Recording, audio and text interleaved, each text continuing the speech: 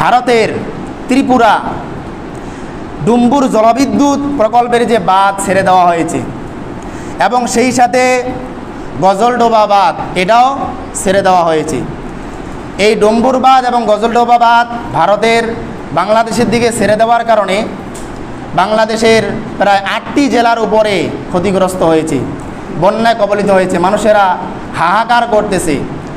এবং ওই সমস্ত মানুষেরা তাদের হাহাকার থেকে একটা চিৎকার মনে হয় ভেসে আসতেছে যে রে বাংলাদেশের মানুষেরা, যাদের কোনো অভাব নাই, রে বাংলাদেশের মানুষেরা যারা খুব আরামে আছো, তোমরা আমাদের দিকে একটু তাকাও, তোমরা যেভাবে পারো তোমরা আমাকে সাহায্য এবং সহযোগিতা করো।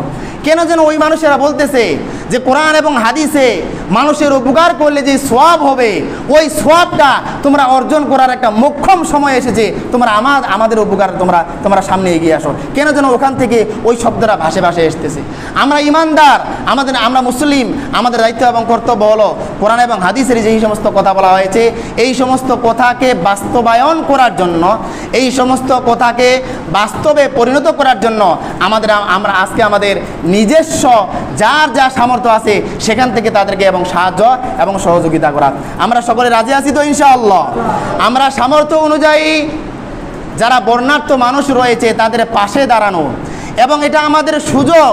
তাদের পাশে গিয়ে যদি আমরা দাঁড়াই, আমরা সাহায্য এবং সহযোগিতা করি, তাহলে নবী করিম সাল্লাল্লাহু আলাইহি সাল্লাম হাদিসের ভিতরে যে সে সম্মানের কথা বলা হয়েছে, যে ফজিলতের কথা বলা হয়েছে, সেই ফজিলতের ভাগিদার আমরা হব, এটা আমাদের জন্য আল্লাহ তাআলা একটা সুযোগ করে দিয়েছেন।